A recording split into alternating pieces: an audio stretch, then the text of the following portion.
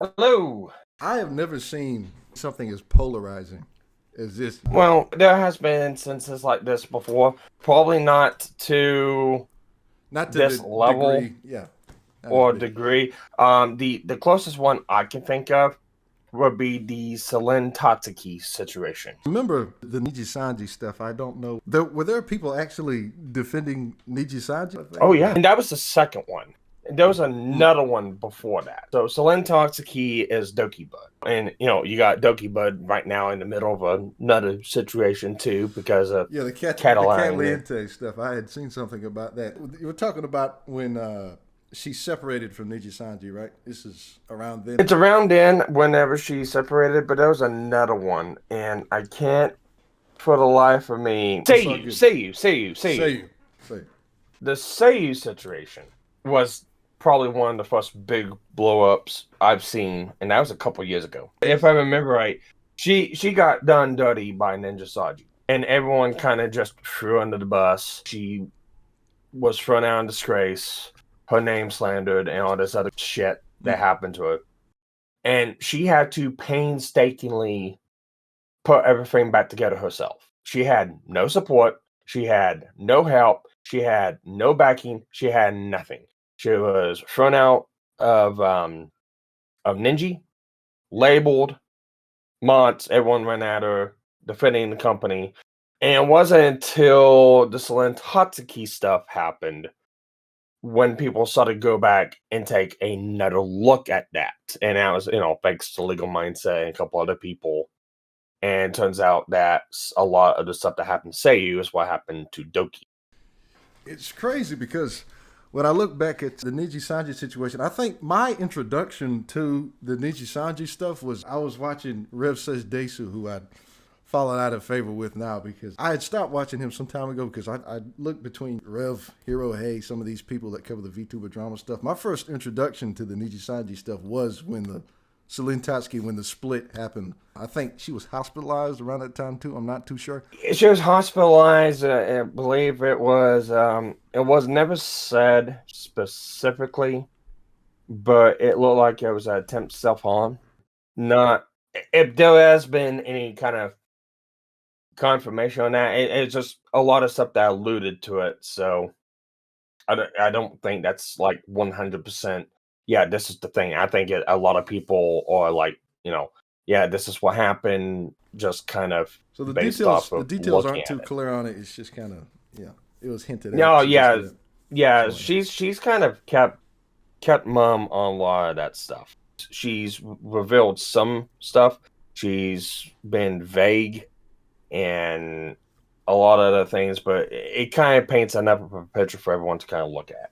That's like the only other time I can think of a situation like this. Because you gotta remember with Celine, Doki Bud, Yeah. when that happened, you also had the black string that happened Hmm. with a couple of the Ninja Sanji members. Said it was done on their own volition, but you could tell that they were completely reading But from yeah, script. to say that Niji Sanji had no hand in that, it's I just don't know if Oh I yeah, agree with no, that. it's disingenuous. It's real disingenuous, especially since right after that, the CEO came out and made the public apology. It was either before that or after that. I can't remember, but they were like coordinated. I didn't mean to get so into the Niji Sanji stuff, but it is interesting because Oh, that's all good. that was like it was a bit ago. Like you had said before, it was a bit ago since then. And the Doki Bird, the recent controversy, Cat Liente, I think I had covered her before. Something about her. The thing about Cat Liente is she kind of strikes me as quantity over quality.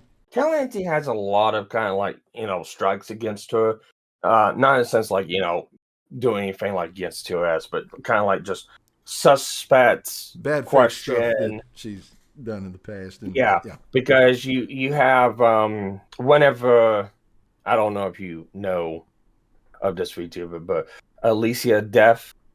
Alicia Def. It sounds familiar, but I don't know if I'm. She is a black VTuber that streams with a 3D model, and she has had a battle of cancer for like last couple years. And one of the things that happened is her channel got hacked, and when the channel got hacked, a lot of people started talking about it. Well, and then there was a couple individuals that, found out that because she publicly talks about the cancer. Yeah. So it's not like it's a hidden thing or anything like that, but people are clickbaiting, cancer victim gets hacked and channel lost and clickbaiting stuff. And that turned into, Alicia made that into a big deal, but was it in bad taste of everyone clickbaiting it, in my opinion? Yeah, it was in bad taste. However, on the other hand, she has publicly said shit about cancer and has used it as a way to move forward in her VTubing career also. So it's like, I mean, you can't be mad at someone for using cancer when you yourself have done that. If you put the stuff out in public information, people are going to talk about it. That's just how it is. These things that I guess do seem inconsequential, but there are multiple instances that Cat Lindsay has done things. She's done several. I off the top of my head, I can't remember. I know a few. I know Mama Akko knows a lot more than I do on that one. Because Akko, Lumi, and Mizu, they've covered Cat Lindsay a couple different times, so they're more familiar with her than I am. I was about to loop it in. Cat Liente, like her style of content, that constantly pumping stuff out, I can't be too sure what her process is. Supposedly the script for her new video, I think it was, she had got it from somebody, just haphazardly got this script, if I'm correct. I don't know if you know about it. You talking about the Google Doc? The Google Doc, yeah, I think that's what it was. No, she made it. Oh, she made it. She made it. She made it. So the way it seems like, and here's the timeline of that whole deal. Do you know of Under the Tea podcast? Yeah. Okay, yeah, that's Akko, Mizu, and Lumi, and that's the podcast they do together on another YouTube channel. They have their own separate YouTube channels from there. They went through and they've done a lot of stuff. Ava Elfpire has another channel. She went through it the other day, and she kind of comes on to Under the Tea. She's came on my channel a couple times. What looks like happened was a stream was made about a week ago, and the video that we seen drop the other day was a clipped version of that stream. So what she ends up doing is she does a stream, not out like in general to the public, but kind of like privatized, linked out to like her members and subscribers, and yeah. So she did that stream about a week ago. In that stream, also is sent video. That Google document, she did not release that Google document publicly. She is the one that made it. She has gotten this information from what we believe is the artist. So I can't remember how many pages that doc was. It had to take some time to make it, a couple days, maybe a week or so. So we're looking at around a 2-week time frame. I find it funny because that way that doc's structured gives me a lot of vibes about the whole Sinder situation also, especially about how Doki Bird needed to know what her managers were doing at all times, and how it seemed like Doki Bird's shoving off responsibility on her managers. You can kind of get some inferences of that looks like there's a lot of stuff that was inferred on. With this situation, I noticed you said the tie into the Cinder stuff. The people who were commenting on the situation, like Hero Hey, Rima Even Star, they'll comment on this situation, and when it gets to that part, they'll give it its due credence and they'll talk about it justly. But then when you look at the Cinder videos, they just kind of brush over it. Oh, how can you trust what Cinder says? So do you know anything about like the management structures and stuff like that about all these VTubers? I know little bits of stuff I've heard, but just that management, I'm assuming it's the stuff that they don't have the time to do, talking to these people who are making the models and the commissions and some of that stuff. No, not that aspect. I'm talking about the individuals talking about it and Lily and all that good stuff. So an interesting correlation that a lot of people don't talk about, and it should be talked about more. So Lily, Tectones, Silvervale, and a couple other people that have talked about or was involved in the Cinder stuff is also a part of an organization called Mythic Talents. Mythic, yeah, I've heard of that. It's an association that, Asmongold and all of them are a part of. Along with that, I don't know, like Hirai and other people like that. I do know, I think Rima has some associations with I'm not entirely for sure. She has some associations or knows or has been cordial with some of the VTubers involved in that, but I'm not entirely 100% for sure on that. Because it could, I mean, at the end of the day, if it is true that Rima does have associations with Mythic Talent, I'm guessing that bad coverage would mean that, yeah, they might show the cold shoulder in the future for collaborations and such. So yeah, she's playing nice to the. See, that's the thing about this the VTuber news stuff. Actually, time out. I take that back. Rima is part of Mythic. Oh, it makes sense now. It makes sense. There you go. I'll probably put it up on the screen, but yeah, she's a part of Mythic. That's a conflict of interest right there. You know, she's covering this situation that involves Mythic Talent, despite the fact that she herself is in Mythic Talent. I wish I had known that for the video. I would have put that in, but this will be it for the channel. That's a lot of my issues with the whole thing. I think I've heard of you a couple different times. I didn't really sit down and watch any of your videos until like the other day. Because somebody pointed out, I was like, hey, you're mentioning this video here. I was like, I am. Okay, I'll go check it out. And it's like, maybe it's another hit piece or whatever. And I went and watched and it's like, oh no, this dude's actually kind of on point. And I didn't know what kind of research you'd done, but you pretty much kind of hit the nail on the head. There's a lot more to it with the whole keylogger stuff with Lily that I found. Here's what I will say. Yeah. The thing is, I've looked at VTuber drama casually, stuff like that. I usually just make my videos to give my opinion on a situation here and there. I never considered myself to be getting too deep into this stuff, but I didn't watch Sinder at all before this. I mean, I wasn't too sure about Sinder or who she was, really. I hadn't looked at none of her streams, nothing like that. But then this big thing pops up on social media talking about Sinder is a monster, manipulator, this, that, that. I'm like, well, I mean, it's just the way that people were talking about it. It seems so vitriolic and so bad. I'm thinking, what's in this Google document? And I look at it, and Cinder's tone to me does not come across as slimy or snaky. Those messages seem very cordial. So I was confused, and I keep on looking down. I really just think that I just made the video because we look to these VTuber news people to put out some of this stuff, but they just wouldn't. They just don't. They go with the narrative at first, which is everything that Shylily is saying is spot on. Why should we trust the other side? Completely move them out of the picture. This is the way to go. Yeah, and you're not wrong about that. And it seems like that there's always like some sort of a side that comes out of this. You know, and it always ends up like this. It's one side versus the other side. I don't know why like Rima had the take she had, because she's known for deep dive, but I don't know if it's like conflict interest. I don't know if it's, you know, I don't know what it was.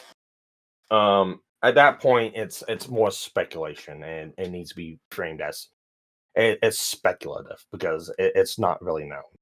But from everything else she's done, it's like, man, it just doesn't seem spot on to me. Looking at some of Rima's other coverage, are you familiar with Rima? I'm not like on speaking terms or talking basis with Rima. I know of her. She's in circles I run with. I met her, well, not met her, but I've known of her through like Legal Mindset. And I'll poke at her a little bit with Legal Mindset on Twitter and some other things like that. I have seen some of her coverages, like with the Celine Tataki stuff. That was like pretty well researched and spot on. And a couple other situations, like different things with like Japanese corporate VTubers that's happened, some of these smaller companies that's happened. They seem pretty well researched and put out there. So you would say that these are good videos she's making that are getting to the heart of things before, you know, this most recent one came out. All this Sinder stuff, she was, you know, just doing fine. She was. Yes and no. I'll say yes and no, and I'll preface that with this. Yes, they seem well researched. On the other hand, too, I myself have not done any of the research, so I cannot state if it's accurate or not. That's fair. That's fair. This situation, I have done my own independent research, and I can say with this situation, no, it does not look like that. I was going to lead with this, but we just kind of got it rolling, so I didn't want to That's stop whatever. the flow. I was going to ask you about the Kazahana video. I think that's his name, Kazahana. Oh. That guy, what that was like. Did you find that the pushback, when he first released his video, there was like, people giving you pushback or people talking about it? Or was it when Tectone streamed it that thing started to, or was there any pushback? Funny enough, I didn't even notice anything. I didn't even notice either of the videos. Huh. For whatever reason, I have no idea why. So you just wake up and you say, "Oh, Tectone covered." No, it wasn't even that. It wasn't even that. So the Kazahana stuff, if I remember, it happened on a Saturday. It was last Saturday it happened, and I woke up. I slept in that Saturday. I woke up, and one of my co-hosts pointed out, "Hey, Sparks, you got put in a video." It's like, really? And I looked, and it's like, why am I putting this video? And then I started watching it, and it's like, oh, okay. That's the angle that this is going at. So I stopped watching the video, kind of got just what it was, and I ended up firing up a stream and did a stream for like 3 hours, covering every aspect of that video on how it was bunk. When Kazahana gets to part of the video where he's talking about you, he goes on your profile and essentially says, "This guy uses Twitter too much." I'm like, what? What? Well, I'm a person I like to use the posting standards against themselves. And I basically, whenever I did my stream, I sit there and go, okay, this guy says I use Twitter too much. I tweet more than 10 times a day. Okay. How does he preference that? He preferences that to, oh, this keylogger stuff, and me responding to inherently a troll that was in the comments that was just making circular arguments. And it's like, yeah, I'm tweeting a lot because I'm responding to this guy that I finally told to basically go pound sand because I explained myself and he kept wanting to make circular arguments.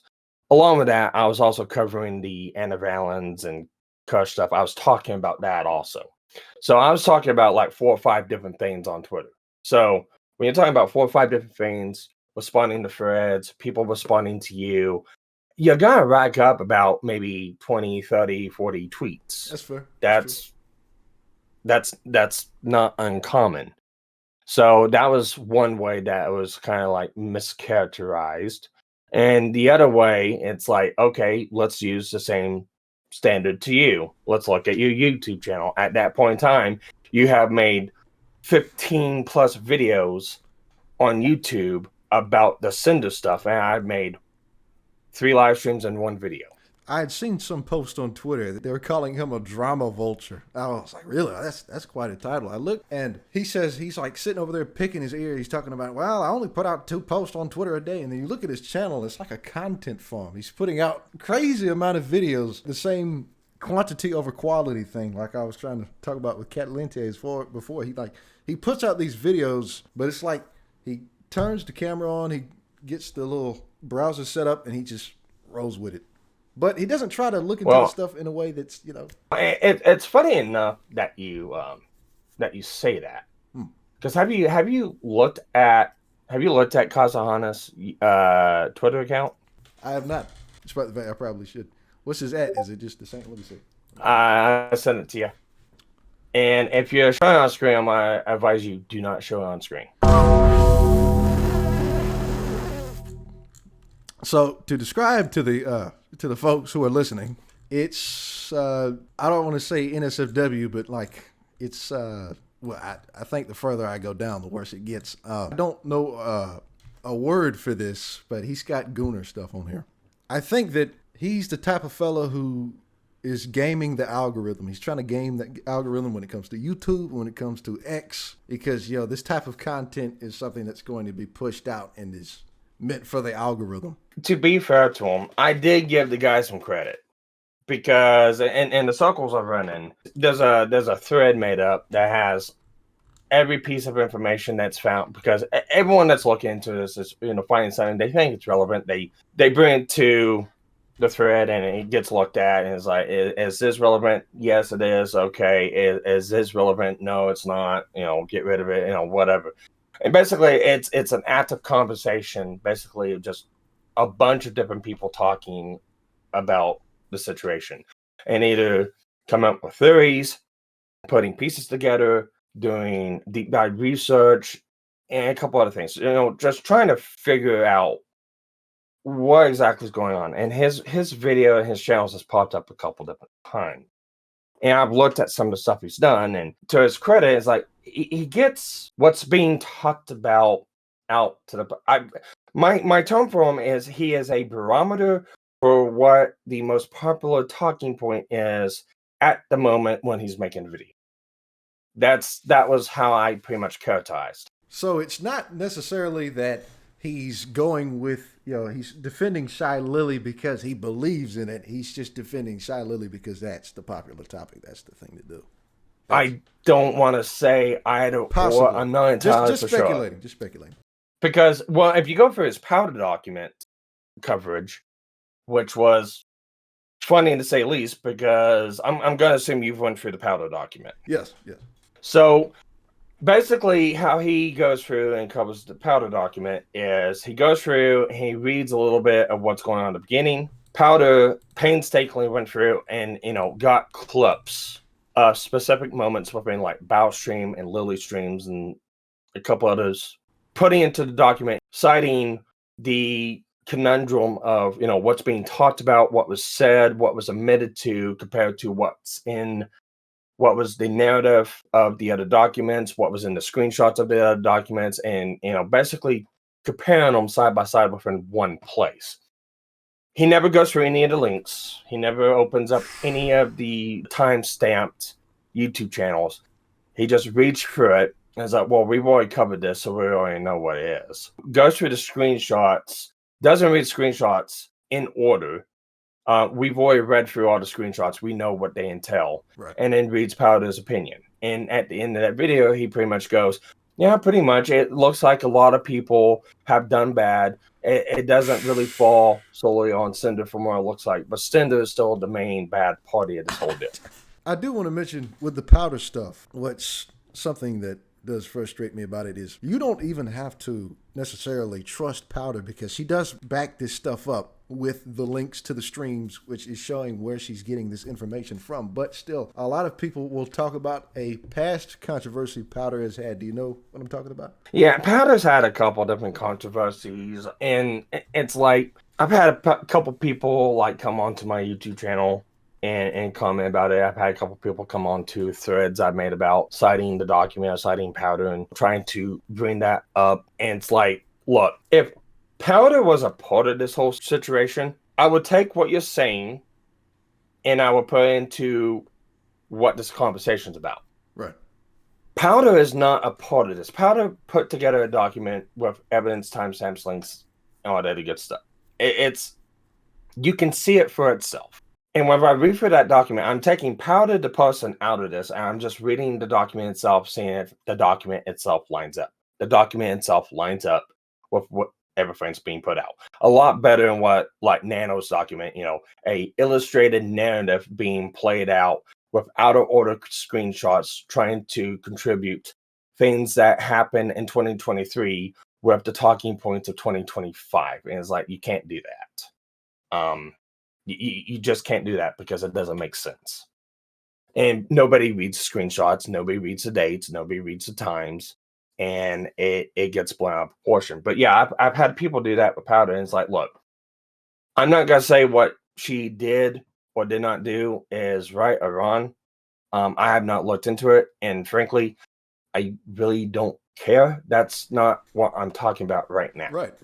So Powder's document, it doesn't use that kind of emotional language. Nanolith's document is threading the narrative. When I look at it, the screenshots aren't timelined like we have them in the Powder document. It's not organized in a way where it's clarity. We could see everything clearly. It was kind of built for outrage, the shock. But I looked a little bit at your channel before we started recording. I noticed the video where you were talking about Sinder and Nanolith going further back, that they interacting with each other for quite a bit, I think since 2022, if I remember right. I'm not too sure on the date of it. Yeah, so that one was a theory that I put out at first because I had no other backing information on that whole thing besides what was in the document.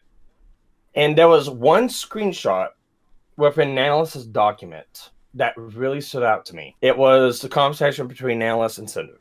So if I remember right, there's like probably around 4 or 5 screenshots with only Nanolis and Sinder talking. The one that caught my eye was the last screenshot in 2023, the only screenshot in 2023 between Nanolis and Sinder. It caught my eye because at that point you got to take away the narrative of them manipulating her and all this other shit because it's not really brought up. You see a conversation with like Nanolis and Redacted about Silvervale, and it's an after conversation of after Nanolis canceled on Silver. And we got ambiguity because it seems like it's a question that Redacted asked to Nano and was shot that Nano canceled on Silver on Silvervale. We don't have a before conversation.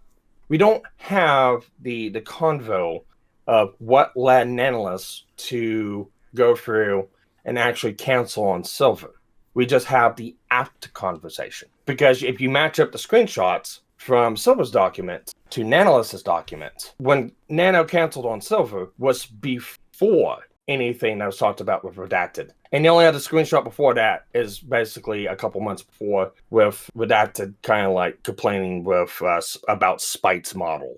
And that's about it. Well, I do want to touch a bit on the Silvervale and Spite stuff a bit later, but it's so intriguing to me that Nano left out that stuff about Silvervale. That was purposeful. She didn't just, oh, whoopsie, there's something there I would really like to know. Oh, there's more than that left out, and nobody caught this either. The way Nanolis's document framed the editor's stuff with Bao, the way it was framed within Nano's document, it made it sound like Redacted was being schizophrenic and psycho and paranoid about this and had no tangible evidence to tie this in, just pointless complaining with nothing to prove it. And that's how Nano's document shows the screenshots, and that's how the narratives wrote in Nano's narrative. However, whenever Bao drops her document, there's a screenshot in that document that is not in Nano's document. And it is a tweet that Redacted posted to Nano showcasing why he thinks this is happening. And it's a tweet of SAC saying that they are now going exclusively with Bao. Oh, I remember seeing this. That was left out of Nano's document. I have to ask about Bao. When it comes to her involvement with it, it's rough, right? Because she's going through surgery. And there was somebody who had mentioned to me in my comment section, they said that it was some situation. Now, I don't know too much about it, but it was a situation between some individuals named Brax. I think it was Brax and Atsu. Braxophone. Have you heard about it? Oh, yeah, I know about it. This is an odd one. Bao is not with Mythic. However, Braxophone is with Mythic. Now, it's not nothing connected. It's just another one of those, that's odd. But there was a controversy between Braxophone and another person, Atsu. It was a drama between a person named Atsu and Braxophone. And it was basically drama around the game Genshin Impact. Now, I don't know the full details of this, but I do know Bao was a part of that on Atsu's side, trying to get rid of Braxophone. And that's what that is. Like, I can't speak directly on. I haven't really looked that deep into it yet. Like I said, I've been going through this like piece by piece, and it's a slow process. I work a full-time job, and I do other things on the side. So time dedicated to actually going through and deep diving some of this stuff for me it's very limited. Right. But I haven't gotten to that point yet. I intend to find out exactly what Bao's involvement in the situation is. That could be something there that could make us see her in this situation in a different light and consider just how involved she was in this. We know she's in the group chat. There was the thing that I think I was talking to some of the YouTube commenters with was we were talking about, she got out of surgery. She's in a rough state. They could have used the fact that she was in a mental state that was, I'm assuming that after coming out of surgery and stuff, her mental isn't quite all there. And so they put that pressure on her because they know that she's going to fold. But she's got this editor stuff in her head thinking about Sinder. Maybe competitively she thinks, you know what, maybe if we get her out of the way. But I'm not.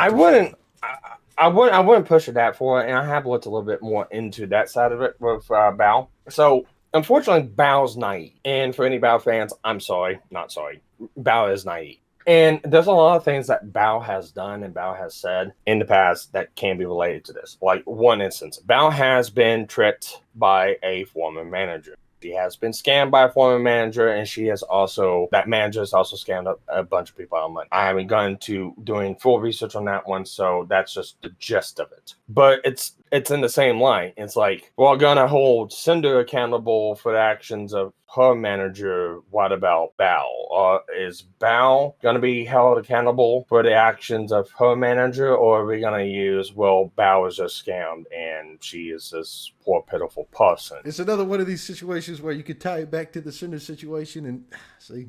It unfortunately is like that a lot with a lot of the people in this whole deal. And that's kind of one of the things that makes this messy, because no one is clean in this. And as far as like Bao's motivations in doing this, I don't want to say it's greed. I really think that Bao is one of the victims in this, but I don't think Bao is a victim of Sinder and Redacted. There are messages, and I know there's going to be people screaming, well, it shows that they were trying to cancel Bao's model and stuff like that. It's like, yeah, well, Nanolis is the one that ended up canceling at the end of the day. So I really don't care about those, because a client should not be able to influence the artist to do other things outside the artist's purview of that client. That's a Nano issue. That's not Sinder Redacted. With Nano, the thing they do that I dislike is they infantilize her and say that she can't make her own decisions and that she's being manipulated. She wasn't being manipulated. I don't think so, because the fact is that she didn't go through with that exclusivity deal at the end of the day. She declined that when she spoke to Sinder. Actually, I'll get into that in a minute. Let me finish what I was going to Bao, and I'll get right into that. So I think you hear all this, Redacted and Sinder manipulated Nano and made Nano do all this stuff against her will, and she couldn't figure all this stuff out, and it caved. And there was more evidence of manipulation to me from Lily and whoever else was in that group chat to Bao than there is from Redacted and Sinder to Nano, because Bao even let it slip in her stream. No, they reached out to her a week beforehand saying, hey, there's something important we need to talk about. We don't know what the context of that is. We don't know if they got the gist of what was going on, or we go by Devrod and they said, hey, we need to talk. That one I leave up in the air, because the way how everyone spoke about this and talked about it, I take everyone talking this with a huge grain of salt. So a week beforehand, Bao has to go into surgery for female issues. That gets done, they get back, they bring Bao in, they explain everything. I do think Bao's generally upset at the fact, because I do think Bao looked at Sinder as a friend. I think you could tell that from the stream that Bao did. But we don't know what was talked about. We don't know what phrasing was put into it. We don't know what was shown. We don't know what kind of Nano spun, because we know for a fact Nano didn't write that document herself. She had her English-speaking friends make the document. In Bao's stream, we also find out that there are narrative talking points into writing the document. We find out from Bao that they wanted her to put in the fact that Redacted was Sinder's boyfriend in the document. We have a lot of stuff that's coming off to Bao that they want Bao to do, just kind of like a double punch. You know, you got Nano, oh, she was manipulated, and then you have Bao, oh, she was hurt because of this. And you can see that with how the documents dropped too. I believe I gave you a timestamp of Arco's stream whenever all this happened. That's one of the things we pointed out, like Lily commenting on it, Bao commenting on it immediately with a Google document. It's like, yeah, someone's talking behind the scenes here. One thing that stood out to me when I had looked at Arco's stream, I think she had made the comment, I had told you this in DM, she made the comment of, at least read the thing first before, something like that, like read it first before you comment. But she doesn't need to read it, because it's very possible that she was making that document. She knows what's on it, right? Well, that was kind of assumption we made, and then it came out a couple of days later, she was involved. Spot on. It's...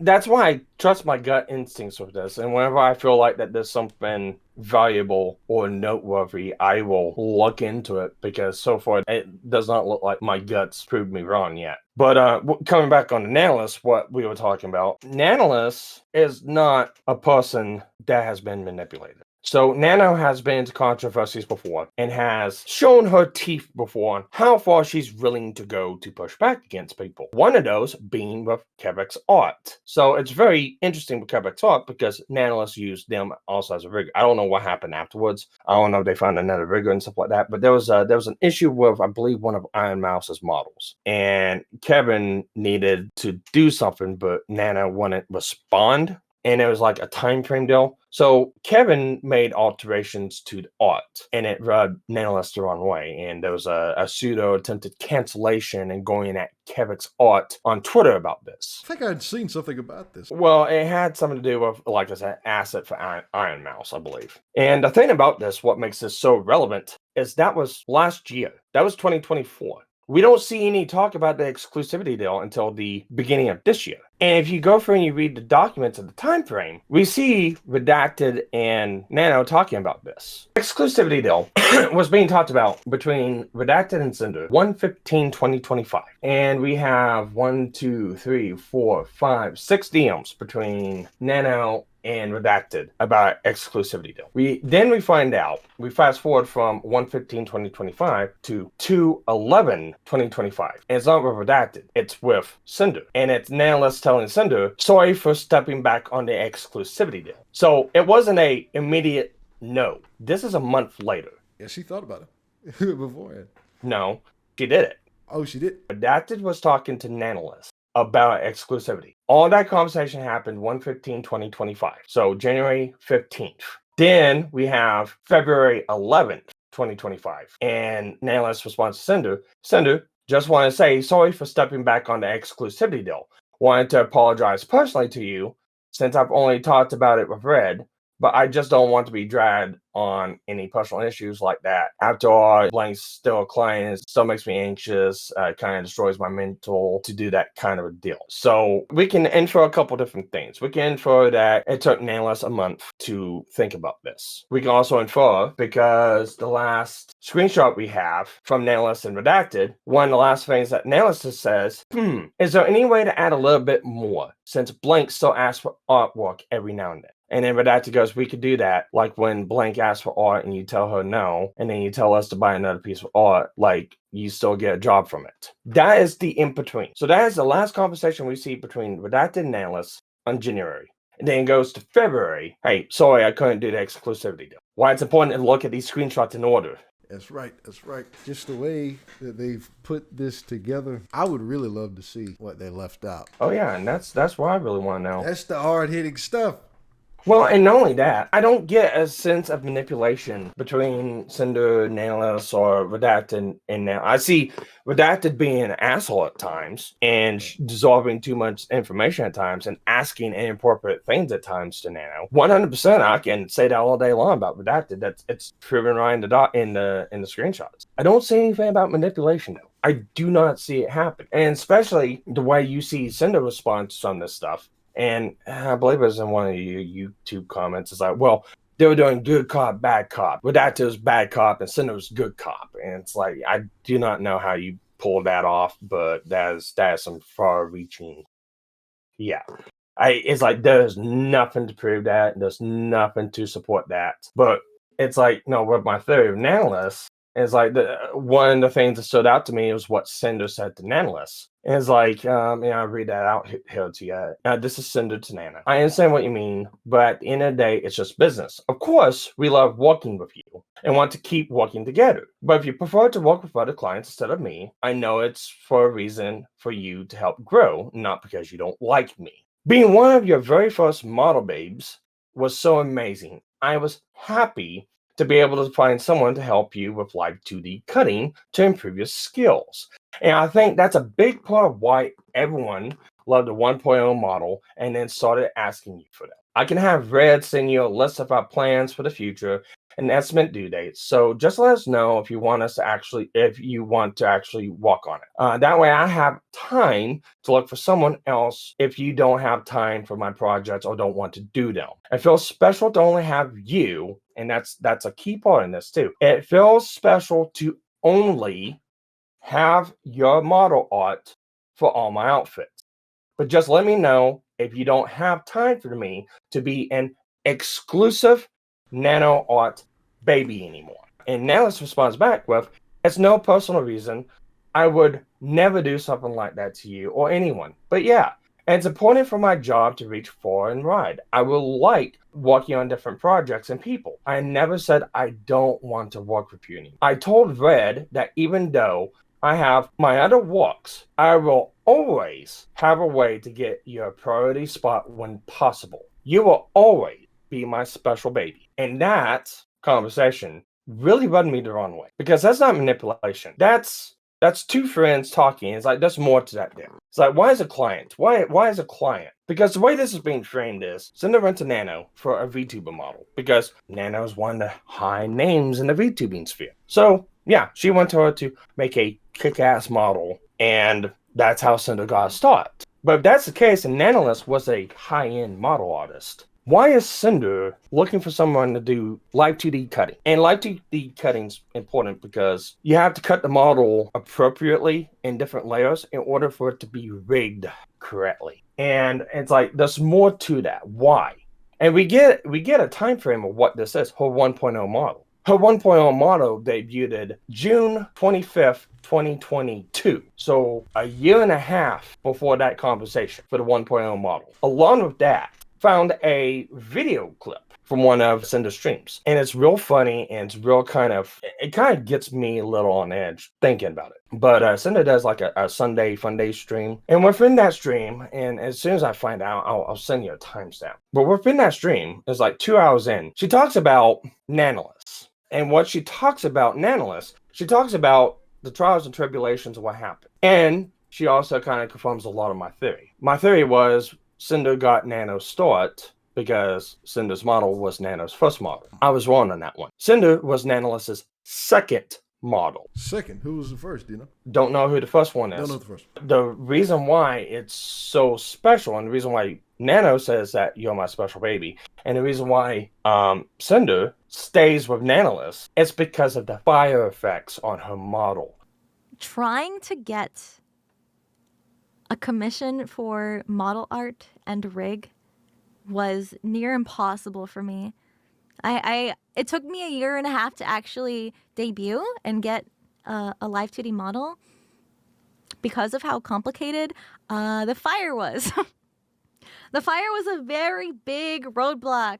She had tried for about a year to 2 years before debut to find someone to make her model. She's always got rejected, always fell through, and never had anyone go through and try to do it because it was too complicated. Nanolis took that on. After Nanolis took that on, she had issues trying to figure out the fire. That's why Sinder, and she states this in the stream, had to find somebody to help live 2D cut and teach her a little bit. And then the end result was her 1.0 model, which was cool, good effects, and kind of got Nanolis off the ground because of those fire effects, because it was never really done before. Sinder's model was one of the first to actually attribute a fire effect like her model had. I know Spite has her issues and stuff like that, but that was 2023. This was 2022. So the Spite issue is just blowing out of water. I don't really care about Spite. Spite's just clout chasing. I do want to touch on that just a slight bit because I wanted to get your thoughts on that stuff. So the Spite stuff is like, would you say nothing burger, or would you say... From every fantasy, the Spite stuff, it's bickering about who had the model first. And that's all it is. I believe in Spite's document, it showcases back to like 2023. I had to pull it up and look at it again, which I don't have in front of me right at the moment. But I believe it was like talking about 2023 because it was talking about, that's when kind of like the bickering happened between Redacted and Analyst was 5/10/2023. And it was about Spite's model. And Spite says, well, I debuted my model first. She's right. She did debut her model first. And Sinder debuted her 2.0 model after. Her 1.0 model was already made and done a year beforehand. So to me, Spite's claims are nothing. Clout chasing, her name was in a document, chance to feign off drama. That's all it is to me. I don't care about Spite. That's my take. I did want to get your opinion on that because I didn't look too much into the Spite stuff. I didn't know where to start with it. I'm trying to be objective. The thing is, I looked at the Shylily video and I really locked in. I watched the whole stream clip and I said, okay, I'm going to give this a chance. But she was using the vitriolic language. Sinder is a manipulator. Don't trust her and all that stuff. And it got to me. I was just like, no, I can't get behind it.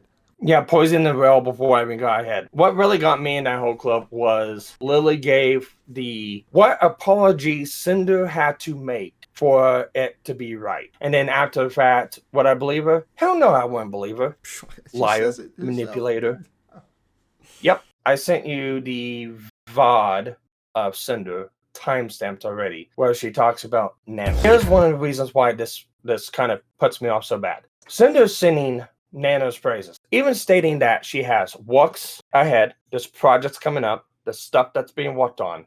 That live stream on Twitch was 4/13/2025. The way the powder document sets it up, if we believe the dates of whenever it happened, Nanoless was already talking to Lily and everyone else 4/12/2025. Cinder had no idea and still had projects in the work with Nano. The lack of transparency, the lack of communication, It's a head scratcher. It really makes your brain hurt, huh? Well, the amount of times that my brain has hurt, because I do, in the comments, I've tried to entertain the discussions of the opposing side, people who are sticking up with Shylily and saying, okay, this and that. But the problem is with the arguments I find, and I'm not saying it's all of them. Some of them, try to argue in good faith, I'd like to believe. But a good bit of them engage in this. I think that you said it before. There's a sort of circular reasoning to it where you're just going in circles with it and you can't get anywhere with it. I'm trying to come to these people objectively. I'm trying to convince them in a nonpartisan way. I'm not trying to stick up for any particular side, but you won't be able to do it.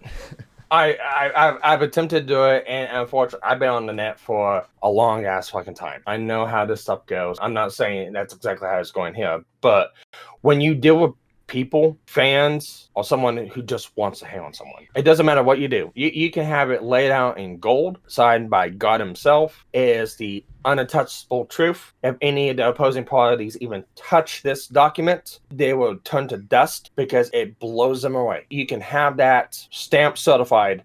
It does not matter. They will not believe you. They just won't accept. And it's the narrative. That keylogger video, it's like Shy says that she's bad at Discord. She's really bad at Discord. That's the reason why she didn't communicate with Cinder. That's also one of the reasons why this was never done in private, along with, we've already done this before. We've already tried. But I use that a lot. If she's so bad at Discord, how is she able to put a keylogger on a computer? It's like, there's that aspect. On one hand, I'm bad at Discord. On the other hand, we couldn't settle it in private because it just wouldn't work. She's bad at Discord, and it's almost like it's an excuse. Yeah. Excuses. And everyone's taking for account the fact that everyone in this situation knows each other. And it's like, I get it. All these people were intimate with each other in some way, shape, or form. It was a friendship/business. Note, folks, that never works. Don't do it. Don't mix business with friendship. Never works. Absolutely. But it's like, there's always two sides of a story. And just getting one side, a majority overwhelming amount from only one side, is enough to overwhelm everyone. Right. Or anyone. And it's like, I'm not making an excuse of Cinder here, because I will say her apology was not good. Could have been better. At all. That's right. However, we got to look at it like this, and I'm going to give benefit of doubt. And until I see more from Cinder, it's like, it's a benefit of doubt, but yeah, you still bungled the apology. And yeah, you need to account for these things. Until then, you're still in the corner. Yeah, the big thing is with this Cinder situation, like you said, I think not a lot is going to progress. Conversation won't progress unless Cinder does make another type of statement. However she chooses to address this when she comes back, I'm sure that folks will... She's in the middle of building a house right now. Oh. So... And that's in that clip I sent you. Once it's a little bit after she talks about Nano, about how good of an artist she is. She's doing more commissions, how glad she is to have Nano as an artist, and all this other good stuff. She goes into, she's in the middle of building a house. She's streaming in a basement right now. There's sound all over the place. She's in the middle of finishing construction up on this stuff. So she's tied up. She's got a lot on her plate. Yeah. Yeah. And you take that in mind, along with her apology came out a day after everything. The apology glazed over a lot of stuff and kind of just attributed stuff to redacted, which in my book is fair but need receipts for. Made basically blanket apologies to everyone. I don't see the reason why, because a lot of stuff that was being complained about in Nano's doc, Lily admitted to on stream. It boggled my mind when I was editing the Shylily video that I put out before the VTuber News one, where she just straight up admits it, shakes her head. She says, yep, I did ghost him. Yep, I did dodge the collabs. That was me. She had an issue with Sinder all the way from V-Card. She had issues with the way she portrayed it or did it. She never trusted her. She had gut instinct. She never trusted her. They slandered Bao because, they said that they were trying to snipe an editor. You look at evidence and you look at what's not provided. Bao actually sniped that editor 2 different times. Not once, twice. That's not in the document, by the way. A lot of stuff that was being complained about actually happened. So a lot of things that Red and or Cinder was complaining about did happen. And that's what people forget. That did happen. Before I get off topic, I did want to ask about the Silverveil stuff, just to get your take on that. My take on that one, Silverveil, can be looked at a little bit as a victim. I can't say that much. That victimhood status kind of declines whenever she jumped on with the documents and started with everything else. Right, it's she piled on. Okay, you piled on. It's like, okay, a little bit of that victimhood status comes back because now you're just trying to garner sympathy and stuff like that. A lot of the stuff we see from Silverveil and Cinder is Cinder wanted to collaborate with Silver. And we see that 2023. We see those DMs from Silverveil's perspective in the documents. Well, what people don't get, or what people don't see either, is one, Silverveil is also a part of Mythic. 2, at that time when Cinder was trying to get a collab from Silver, she was already in Mythic. So the stuff with Hogwarts Legacy already happened. And we see that what Silver says, she doesn't want anything transactional. And we know why she thinks that. Because she did a big stream after the Hogwarts Legacy stuff, I believe when she was announcing her graduation from Versojo, and she makes a clear definitive statement. It's like, well, what about your friends like Iron Mouse? And if I remember right, she said, are they really your friends if you don't talk for months at a time? I don't know. And that was before all this. So we know why Silverveil has the mindset of she doesn't want to do anything transactional. She's just going to have a company that did stuff transactionally, especially with her quote-unquote friendships with Iron Mouse and everyone else within Versojo. And she also got backstabbed. And she also had all this harassment and bullshit. I can understand why she didn't want to really collaborate with anyone. Now, why did Cinder want to collaborate with Silver? Well, it comes to find out, Nanolith's third model was for Silverveil because it debuted August of 2022 after Cinder's. There's her involvement. Now, how far is that involvement? We don't know. We don't see that. Right. But these are the pieces that I've been trying to yell, be on the table, harp at people. It's like, hey, you need to do a deeper dive and look. Well, why are you doing this? You're prying into people's lives. Oh, I'm sorry, I'm not the one that dropped a Google document of private DMs for all the public to look at that spun a narrative that didn't match the DMs.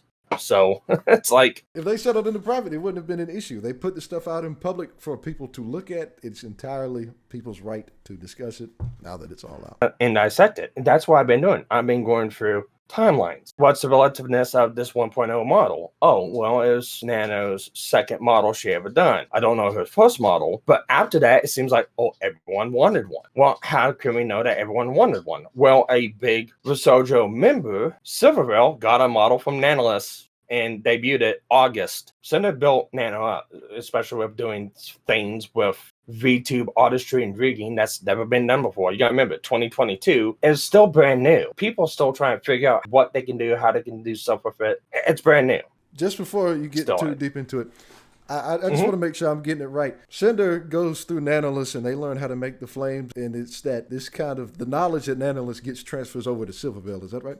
Yes and no, but I think that's where a lot of the contentions come from between Redacted and Nano. because Nano does have a unique art style. Her art style kind of mimics they have a couple mangas, doujins, and stuff like that. That's really popular out in Japan. She even like posts some examples of those on her, I believe, her DeviantArt and a couple other places. And the stylings of those look very remarkably similar to her actual art styles. And if you look at Sinder, if you look at Silverveil, I mean, the model, the both dog fox model, they look similar. You know, with the same artist, you're bound to, considering the fact that you got the wolf fox kind of thing going on. Yeah. It's the same thing.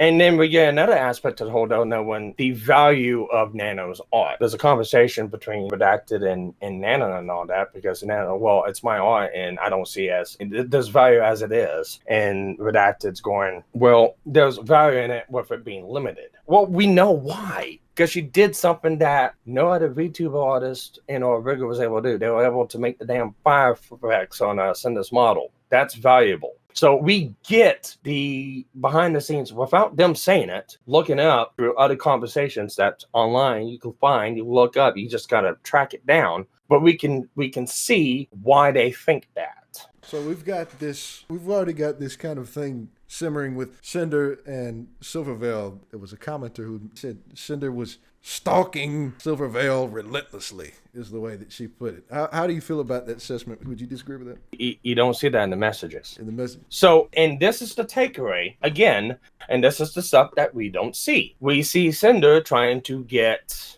a collaboration with Silverveil. That's what we see. She wants to collaborate with Silverveil. Why? Well, they're both foxes and they both kind of do similar stuff like that. Why do we make that assessment? Well, it's not explained. We look deeper. Oh, well, they do have the same artist. So it is possible that Nano and Sinder talked, and Sinder, being one of Nano's babies, is looking around and seeing what's going on. Oh my God, the Sojo. She made Silverveil's model also. Oh my God, we have something similar. We could collab, and it's business-like. And I'm not gonna say stalking, because, okay, you gotta call that stalking.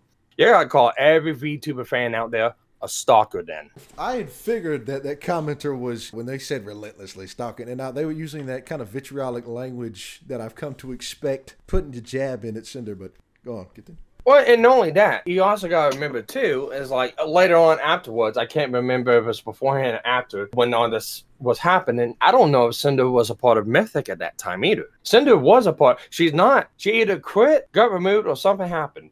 But she was with Mythic for a period of time and then dropped out. So I don't know. We don't have an estimation on the time that she did drop out. Yeah, I don't have a timeline on that one, but I know for a period of time she was in Mythic, and we know that Silverveil got into Mythic after she got out of Sojo. So 2023 on up to now, she's been in Mythic. And we know that from the time whenever Sinder got into Mythic, had to have been after her 1.0 debut. And I don't know if it was before or after she wanted to collab with Silver or not. I think comments like that are highly speculative. I don't mind or care if people want to make comments like that, but you kind of need to preference that as, yeah, well, my theory is, because you got nothing to back it up with. Because I'm very careful whenever I do stuff like this. If I'm trying to state something as a fact, I'm going to have backup for it. If I don't have backup for it, I'm going to go, this is a theory. This is my opinion. I'm speculating on this. I do that. And I don't think we can say stalking. I can't say we can say obsessed, because we have no idea what happened from the time Nana's made Silverveil's model and debuted around August. And it might have been before that, or it might have been a little bit after that. I know we see rigging from Kevik's art on, and this is on Nana's YouTube Wikia page, or VTube Wikia. Notable models she's made like Iron Mouse and Silverveil, and the independent models was Sinder. Sinder is her big independent model she made. And the timeline where it shows Silverveil's model, you get to a page in August of Kevik's rigging Silver's model from Nanless, showcasing it. I haven't really looked back. It might have been before or after, but it's around August at that time. I do believe it was after Cinder's debut.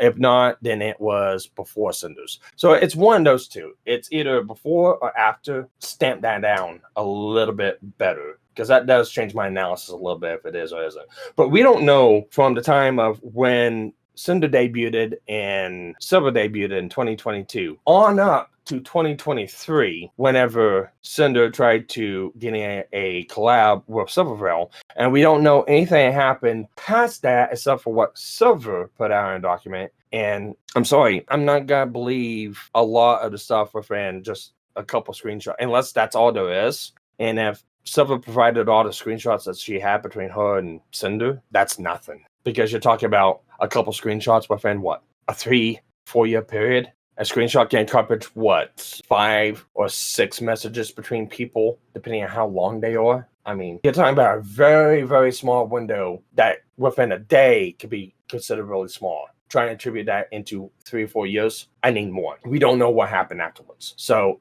I don't think he can get to that. What this kind of tells me about that comment here that was saying stalking words, there's these words that are supposed to have a gravitas about them, a big effect, an impact, like stalking, wow, it hits you like that. Stalking is a bad thing. But to use these words, stalking, manipulation, this and that, in the way that they are being used, is almost that it dilutes the meaning of them. I don't know if people have a realization, if some folks really can grasp the depth of what stalking is, what that really looks like, what manipulation is, what it really looks like in these type of situations, or if just the drama has kind of made folks more easy to jump the gun on stuff. Well, you can take that one of two ways. I think that's one way you can look at it. For me, it's like, I'm going to say random comment. We don't know who the commenter is. It could be some random person out there that has got rid of the situation, has what's been put out there, going with what everyone's saying and coming to this determination. It could be they're a fan of one of these people like Cinder. It could be they're a fan, of Silver. Yeah, Silver.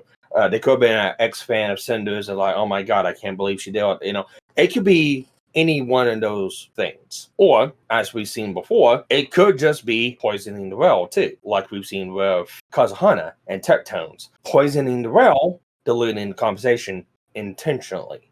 And I've seen a lot of the intentionally doing that. And that gets mixed up with people pushing the narrative and then people believing the narrative and then regurgitating it as its fact. And that's the objective of these Google documents. That 9 times out of 10, that's always the objective. And it's always a narrative-driven objective with screenshots thrown in there to prove the point, as we could see with Catalina's document she dropped with Doki.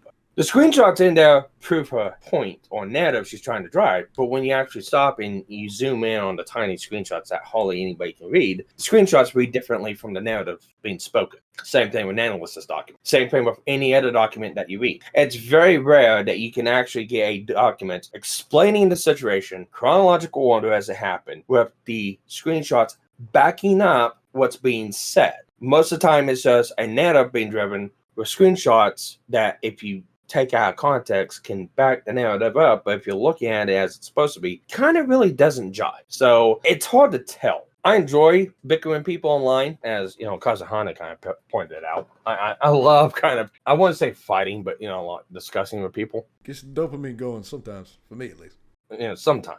Sometimes. But, you know, it gets to a point where it's like, you can tell that they're locked in. It doesn't matter what you say or do. It's, what about this? What about that? I only know because I said that. It's like, well, you're doing what about with Shy? He's like, no, I'm not doing what about. I'm pointing out there's like 3 things I could point to Shy on that she contradicted us up here for this one. That's not a what about. That's simply a fact of this is how this person acted. And now they're doing this. It's a messy situation because we don't have any definitive proof. I've not seen manipulation. I've not seen stalking. I've not seen harassment. I've seen, and the way I could sum this up is we've seen Cinder being a very competitive person. We see Redacted being a ship manager, probably pushing the boundaries more than what he should.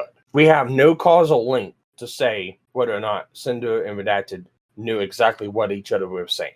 We have nothing there but the doc writer saying, you must take this into account. Oh, nothing else. On that too, the thing is, I think one of the probably most repeated comments that I've gotten on that VTuber News finds the Cinder situation inconvenient video, people keep on coming back to, you are trying to attack Shylily. You can't hold her accountable for the things that she's done 3 years ago, this and that. And they misunderstand it. The fact that it's not about attacking Shylily. That's not what it's about at all. It's pointing out the they've been told that. Statement. I've been told that, and that's the narrative. That was kind of like the objective of the Kazahana and the Tectones video. As we can see with Tectones and Mizu, Tectones is not in there for any kind of objective conversation. The only one that really was able to push back on Tectones was Powder. And even then, Tectones was like, well, I'll read the document, and, well, nothing was said about it afterwards. And now it's kind of pivoted on the stance of, oh, well, now they're attacking Shylily. And it's like, oh, you're using 3-year-old stuff about this whole deal. And it's like, there's a document that says Sinder cheated. And that's screenshots back 2020. The fact that they can't see it is insane. It's just, you cannot reasonably hold Sinder to the standard that Shylily cannot hold herself to. I've said that many times before. And Shylily imposing this standard, I guess you could say that Shylily is trying to attempt a cancellation. The fact is, you just can't hold that standard both ways. Rules for thee, but not for me, kind of thing. And like I said, my main point with the keylog is up. She's tech illiterate here, but tech savvy here. The other point is, like Lily says, we got to attribute everything that what Red says that Sinder has to know, when she herself knows firsthand, I don't know what my boyfriend's doing. I'm going to install a keylogger so I get verifiable proof of what's this doing. So, right there in that statement is like, if you don't even know what your boyfriend's doing on the side, you have a hint, and you got to install a keylogger on. Are you saying that you think Sinder should have had keylogger on Redacted's computer, and that's why she should know everything that Redacted's doing, or why she should know? You don't even know what your ex was doing. It's like, how are we attributing these two things? And the other one is like the power and control. And Lily even said that in that video. It's like, the power and control is just so overwhelming, just knowing everything. And that's one of the things she goes at Sinder for, is like, she was greedy, power hungry, wanting control over everything. It's like, I don't care if Lily absolved herself like she absolved herself of being petty on the live stream. It's a non-talking point for me. My point is pointing out, how has Shylily acted in the past to how she's acting now? And we know in the past that Shy is very petty. And she's also very controlling. And she always gets her way. We've seen that with like the duplicate model happened, I believe, last year. The drama happened on that one. We have the keylogger and stuff. We have a bunch of other stuff that points out that she instigates a lot of the stuff. It's unfortunately, when we come into this, Shylily, there's an easy way for Shylily to go, all these people are wrong and just attacking me. Drop the group DMs.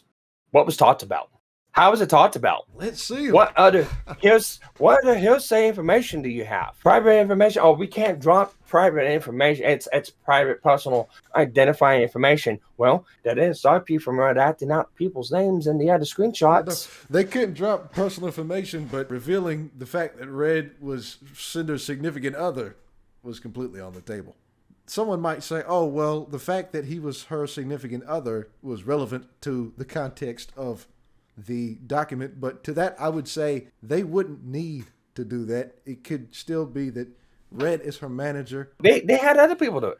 They had that one girl say, oh, well, I know there's one part because these two were in a game. And I remember this from so long ago in the middle of the fucking night, by the way. And that's another thing that's set right with me, because all this happened in the middle of the night. I don't know what these people are. It might have been daytime for them. It might have been a different part of the country. I have no idea. But like what the person said, well, I know for a fact because we were in a game group and Redacted was there and you heard them talk. And then, oh, well, I'm bringing my manager and it's this guy. That happened in the middle of the night, when that information got dropped right after Cinder's statement about dropping Red and trying to figure out what was going on. That dropped. And then we get Ryan's document that somehow miraculously, 6 hours after the original drop, so in the early morning, somehow miraculously, Ryan was able to make a couple-page Google document with screenshots from this person 5 years ago, correlating a narrative in the middle of the morning when the document dropped in the middle of the night.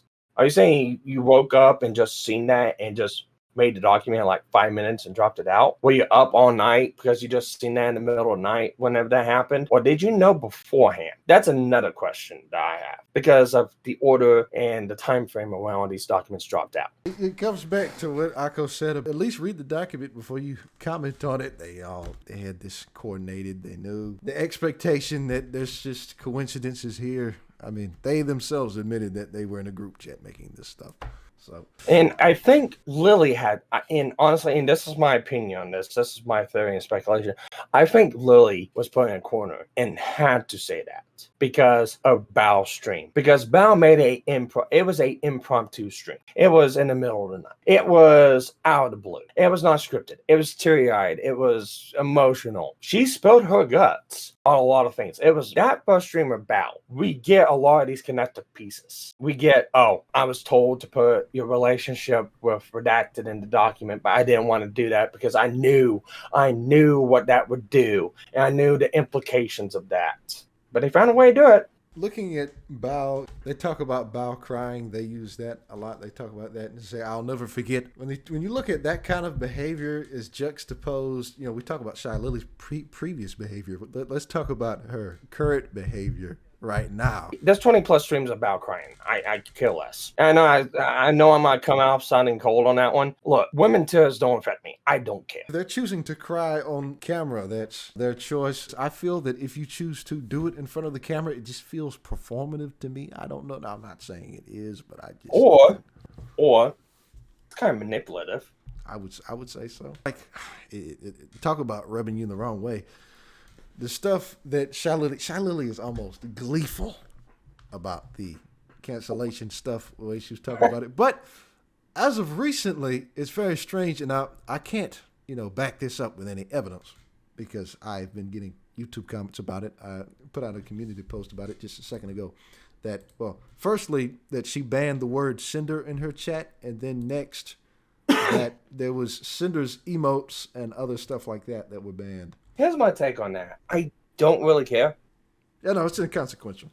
It's inconsequential. I know people want to look heavily into that one. It's not. She did what she thought she had to do, and that was bury Sinder. She said everything she had to say to drive the narrative, and she has people backing her up on that one to where it's kind of untouchable now. And she's put herself in a position to where she can't be touched. Even if people come around and turn around and look at this and everyone realizes, oh my God, this was all a bullshit line setup. She's put herself in a position she can't be touched. So I'm pretty sure we're not going to see anything from Shylily. It's done. She said her piece, and she's muting words and everything else like that. The questions can't be asked. And she can go, well, nobody said anything about it. And along with that, what was one of the things that caused Hana in that video about me? What was one of the things that he brought up about Lily? Things he brought up about Lily, I think something along the lines of, and I don't know if I can quote it quite from memory, but talking about the emphasis on Shylily disavowing her past behavior, talking about, oh, she's changed, talking about she shouldn't be canceled and we should blame Sinder for everything. And then when, like, in response to her talking about you, him talking about you, as you said, he tried to, I don't know if poison the well is the right word, but he's trying to. Well, not only that, he kind of pointed a conversation towards Lily that probably didn't need to be pointed because it's kind of detrimental to talking about, and that's how good Lily's doing right now. Oh yeah, that's right. So here's the reason why that's detrimental. Sent you a screenshot. You tell me what you think by that screenshot. Oh yeah, this was the chart. Shylily is directly behind Sinder. Getting into speculation about it, Sinder being moved out of the way, being canceled, puts Shylily to that number one spot. She could supersede her if she's not there. I know what people say about this. It's like, oh, it's nothing. It's just, oh yeah, Sinder was ahead. It's like, you say that until you look at the dollar amount at the bottom. Right, we've got, it's about nearly $100,000 difference between Shylily and Sinder. Yeah, it's remarkable too. Yes, Lily's doing so good, and it's speculative, but it doesn't look good. It really doesn't put your presence in a good light. When you complain in your first stream about the whole Sinder situation and how Cinder's greedy, real competitive, building everything off of our backs. It's not a good look when you say stuff like that and then go through like a stream or two after that. Oh my God, we hit the max bitrate goal, the max sub goal. This wasn't a subathon. That wasn't anything special. Oh my God, all you guys are so generous. Thank you, everyone. Right after all this happened. Yeah, Sinder was a bad person, but thanks for all of the money. It's like, whoa, okay, that was a tone shift, right? I mean, it's a bit jarring. Yeah, it is. In hindsight, it could just be Lily being petty. She said she's gonna be petty. Okay, fine. Let's take that into perspective. She's only absolved herself of being petty. I forgive myself for this because it happened to me. Just like Oh, I learned my lesson from this stuff back 3 years ago. I was in bad mental space. Again, stuff lines up too accurately just to dismiss as, oh, you're reaching. Optics. And that was what I was looking for. The optics don't look good for Lily. And it really doesn't look good when you have other people going, yes, oh, what? Lily's doing fantastic right now. She's hit 900,000 followers on Twitter. Well, you just kind of pointed out the one of the main things that everyone's kind of not quite settled with how Lily's acting in this whole deal. Same about.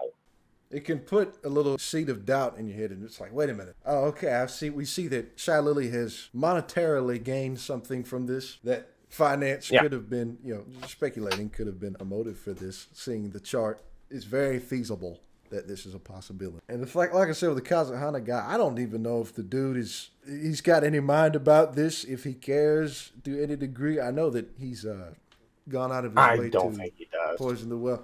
He's kind of like I said, he strikes me as a content farm kind of person personally, because he just on to the next topic. He's real fast about it, go on and on and on. There is other one thing, because kind of touch back a little bit on Nano. That is Nano's commission card right now.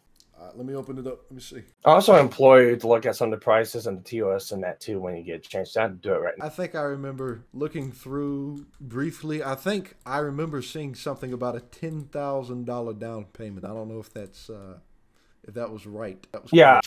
For live 2D comms, it is $10,000 for models, cuts, and commercial rights. For a rush fee to start projects immediately or meet near deadlines, it's a 2 times rush. And that's just a base model with like maybe 2 or 3 facial expressions, 1 hairstyle, 1 outfit. That's it. And then it's like $5,000+ for each additional outfit, more if it's complex. $500+ for each additional hairstyle. $120 for like 6 to 8 simple expressions. You rack that up, and especially if you kind of go like this, if you're doing commissions all the time for VTubers, big VTubers, and as we can see, everyone wants art, and they try to get her art for commissions.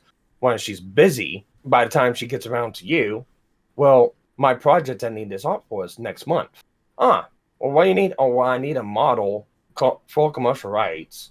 I need about 2 additional outfits, 2 additional hairstyles, and I need it here. Well, that range, you're looking at about a double times rush. That's about $40,000. This type of pricing, I do want to ask you, because I do think you know quite a bit more about the model stuff more than I do. Is this normal pricing for the VTuber model stuff? Is this commonplace? For the higher echelon of VTubers, maybe? Or? High echelon of VTubers, especially with somebody who's made models with bigger companies, this is kind of like base price. If you go through and you look at like Visojo, like Project Melody. Melody has a 3D model that she does a streams with, but she also, it's Chatterbait things she uses that model for. So it has a lot of capabilities. That 3D model back, I believe, whenever she first started, I think it was about $35,000. So, and that's a 3D model. And I say it does a lot of other things that you wouldn't normally use for quote unquote streaming. I mean, I might be too normy, but when I hear $35,000, I'm thinking brand new car. That's like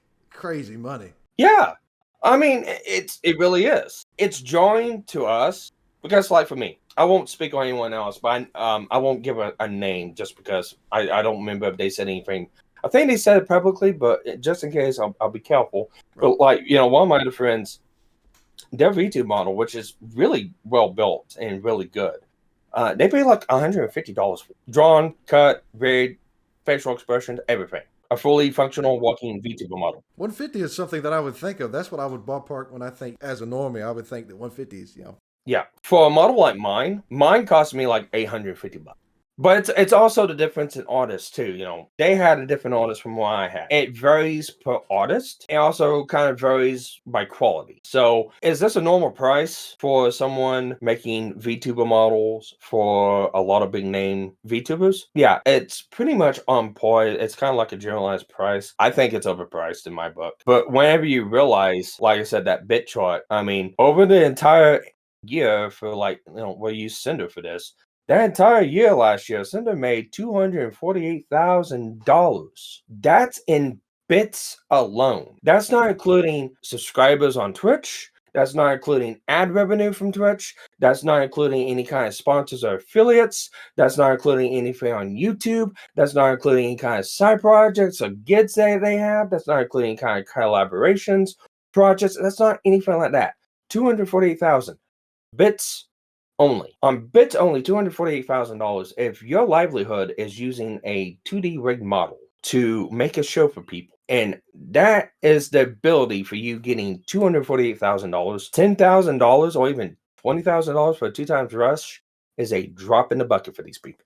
I can only imagine what yearly salary comes down to. So I'm assuming that when Nano was making the deliberation for the exclusivity deal, whatever she would get paid for the exclusivity deal, apparently she could make more getting multiple clients than she could with the exclusivity deal, because that $10,000 down payment she can just issue out whenever, somebody big comes to us and says, I need a model. That's up front. That's before a sketch is even made. That's for her before she even gets started on it. And I do see on here, and I do want to mention, the $1,000 for secrecy NDA. I don't know if we have anything that proves that Sinder paid the $1,000 for secrecy, or if that was just assumed. I don't know if we have anything other yet. So the NDA portion, and there's been a lot of talk around that one, and I've talked about it too. But in their terms of service, the quote unquote terms of service, which for anyone who's watching who's an artist that does this, stop, because your terms of service mean absolutely nothing. Once you make a project and commission it out, even if you don't give commercial rights, they contracted you for that art, you don't have any control over it afterwards. The terms of service is meaningless. And that's actually upheld in courts of law up to this point for copyright, fair use, and trademark and stuff like that. NDA privacy requests and the TOS. If you wish for your request to be private, it must be stated during the ordering process. I reserve the right to charge a fee if I deem fit. The privacy request entails that I am not allowed to share any rips on social media, nor am I to stream the process of the commissions anywhere. This is especially important in considering if you're a VTuber wanting to keep assets private until your debut. The NDA fee will usually start around 10% of the total in quote, but might differ, which, it's flat out stated it's $1,000 for NDA for live 2D models. So it's not a legal NDA. It's not a I won't gossip to other people like Redacted about your commissions I'm doing for other people, or to other people about it's not anything like that. It's I won't showcase making the artwork in case this is supposed to be a surprise for your debut or something you're working on for a project, and it's the first time it's supposed to be shown, and it's only for that art duration process. So the NDA is really nothing, and it's not even really legally binding. I was under the impression that it was this legally binding thing, and I was like, why would an analyst go and leak all of this stuff under a secrecy NDA? But if it's not legally binding, then I suppose she just had free reign to It's a scam. You actually commented on somebody on your last video at the end of it. Comrade I can't Dell. remember. Comrade Dell. Yeah, Comrade Dell. Whenever he found out, because I watched a couple of his streams and he was covering this, and he was kind of on the fence, but once he's seen this stuff, it's like kind of flat out said, yeah, Nalis is a scam artist. Honestly, I mean, it's just getting more money out of something that really, in all honesty, if you're a professional artist charging $10,000, there should be some degree of secrecy and some degree of professionalism, and that's on the artists themselves. And that's one of my things that come back on Nano on, especially with talking with Redacted and Sinder. And Nano does a lot of artwork for other people. Who else is she like gossiping to? Has she done this kind of gossip with Lily? Well, we don't know. We don't have those DMs. Did she do this with Bal? We don't know. We don't have those DMs. Did she do this with any of her other clients? Did she do this with Silver? We don't know. We don't have those DMs. Was it only Silver and Redacted that this happened to? We only have those cherry-picked DMs that are out of order making a narrative. We have no idea. And with the type of commentary that we see within it, it's one thing if we see Redacted asking something and then Nalis saying no. Yeah, we see Nalis saying, I don't want to be involved in this. But we then also see in the same breath talking about it also. You can't go, I don't want to talk about this. I don't want to be involved in drama. And then go talk about it. Go drop that Google document. She really, if I was working with Nanolis right now, I would not hedge my bets on anything with secrecy. Another thing too, and a lot of things that a lot of people don't catch on. The prices we're seeing is in US American dollars. So is Nanolis based in Japan? No. Not Japan. Brazil. Brazil. If you do the conversions of $10,000, which she accepts, and she even states it in her terms of service, she will accept only USD in currency. But if you do the conversion rate in Brazil, that's about $57,000. She's making off good. 56,632. And cost of living in the highest, most echelon place is $2,000 a month for living expenses. And the way it's put, lawyers, professors, high-end people that live down in the area, it's like a percentile of what they make. She's living like a queen in Brazil. She's got to be. I'm already thinking 10,000 USD alone is crazy, but then when you take into consideration the conversion rate, which I hadn't even thought about, as you could tell, I was trying to figure out where she was based at. I didn't quite know, but then when you told me that and I looked at this, I mean, 4 slots for like live 2D models and stuff like that. And she'll walk on them periodically. And a lot of people is like, well, she has to walk on the model and then get to it. And it's like a lot of people don't understand, you know, how nailers or a lot of these artists do it. They'll have comm schedules. And sometimes they'll go to, sometimes people will go to Nanolists and they'll say, or other artists say, I need this model made and I need it made like 6 months, or it's 3 months, or I need it made and it's like a year out. And she'll have slots for like months. So 4 slots each month, I think is around that. Maybe I think I seen that before the link card got changed. I didn't get that archived. If she goes through and gets like 4 commissions a month, and just say we just go off the fact that it's a base model only, that's $10,000. Well, 4 models, that's $40,000. You take $40,000 into that conversion rate, $10,000 at a time. That's $200,000, and that's just within that month. And that's not including anything else like other artworks, other commissions, or you know, you get Iron Mouse that gets the whole bang for your buck. So Iron Mouse will get a model, and when she gets a model, she'll have like 20 different outfits, 20 different hairstyles, all sorts of different expressions, very detailed ornate decorations on the outfit. So that's the complexity. If you have somebody like that right there, you get $60,000 just right down that one. it's crazy with Iron Mouse because it's almost like every time I look at his stream, I see her in a new outfit. A lot of people don't realize that because they go, oh, well, she has to make the model, and then it could take 2 or 3, 4 months for her to make that model. It's like, true, it could take 2 or 3, 4 months depending on how fast she walks on it and what her other projects are. We don't know what her work rate is. We don't know how fast she can pump these models out. For all we know, she can pump these models out in about a week time. But it's up front before she gets started. So say, for instance, she makes sketches and renderings of these models for clients. And say she's booked up 4 months in advance. She's booked up 4 months in advance and gets started on those models. And there's promise dates down the road, a couple months down the road. So she has 16 slots filled up for those 4 months. $10,000 a slot. Do that math. I myself do imagine that the process of doing it is not simple. There's a certain artistry to it. There's a certain technical know-how. You have to be able to get it ready for the riggers to do their thing. So it's more easily accessible to do that type of stuff. Just as I said, you know, as a normie, it's always crazy to see the number amount attached to it in USD, and also especially the converted rate, which in Brazil's money is, it just seems like astronomically. It's whoa. And that, you know, 16 models, 4 month time, payment up front, that's $960,127. $900,000. $900,000. And that's if she does that. I'm not saying that's what she is doing, but I'm just saying that's the math if you work it out. And if you look at, I think what we calculated up to all the models that she's made, and we put the base price on it. Iron Mouse is in that batch along with a couple other ones. But if you just put base rate of all the models she's made up to this point, that's like $2 million within the last 2 or 3 years. I do think that it is an important conversation to have so that more folks can interface with this side of the nanolith stuff, see the pricing, and kind of understand the business side a little bit more so that we can reasonably process what's going on in the documents, the type of stuff that they're talking about. Because like me, I'm probably representative of the normie. I don't know too much about the model stuff. Having you on here to talk about this stuff is insightful because I feel that I get to understand it more. I'm not an expert by any means, but it's something that I have been intrigued about before I even started using a VTuber model, because I've made my own models through LiveTD.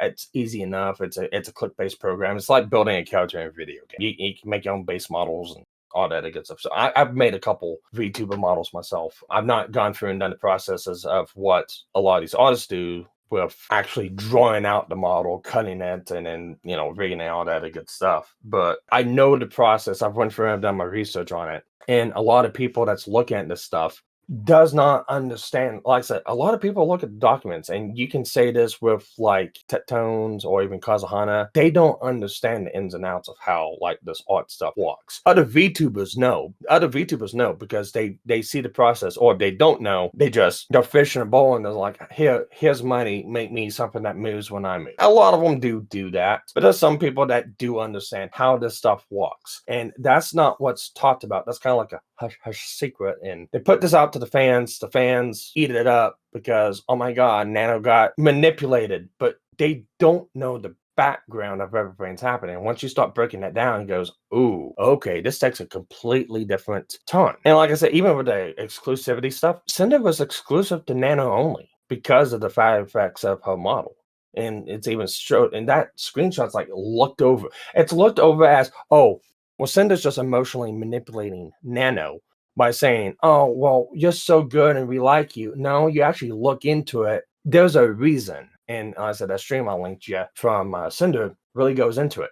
And you can't say for people, because I've seen some people try this, you can't say it's Sinder just trying to bail her own butt out of the fire, so she's lying out her fucking ass to cover herself. You can't say that because that stream was a week before the documents dropped. It's referencing that exact conversation that happened in 2023. With that alone, it's like there's no manipulation there. There was a deep friendship there of some kind. They've interacted presumably since 2022, sometime further back, sometime around there. Despite the fact, I know that people like to meme the Sinder, it's just business thing. But in terms of the business side and being acquaintances, they know each other a good deal enough, have this type of communication, have these type of conversations where they're both, I'm pretty sure, well, at least they were on the same page up to a point, supposedly, with this stuff. Though when Nanoless was displeased and decided to go gung-ho with this Google Doc stuff, she didn't communicate with Sinder as she probably should have with the red stuff. I have a theory. I have a theory on all that. I'll get into that theory in just a second, but it's like, put a nail in the coffin on this whole it's just business stuff. The streamers, they stream because that is their job. They don't have a regular 8-hour-a-day job like everyone else. No, they 9 to 5 they on sit the at the side. computer all day long. Yeah, right. They don't have they're not like me. I work, 7 a.m. to 3:30 p.m. A lot of overtime too at my job. I get paid minuscule amounts from YouTube. I don't make a lot of money from YouTube. It's not a job for me. These VTubers, these streamers, doesn't matter who it is online. They make their living. They make their income from you, the viewers. It is business for them.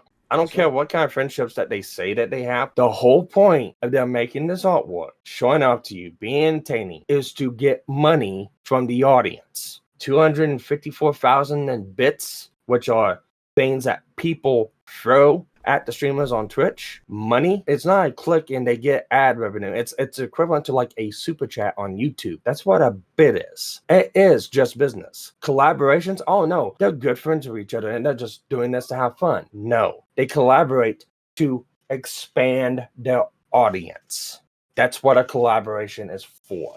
It is a transactional relationship. I don't care what Superville says. The whole thing is transactional. So this whole friendship deal, I stuck to the side. I don't even entertain the argument because if you want me to believe it's just friendship, they turn off all monetization. They won't do it. None of them will. I think that people have deluded themselves into believing that it's something other than just business, that it's this wholesome thing. But like I said, at the end of the day, this is their job. This is what they do.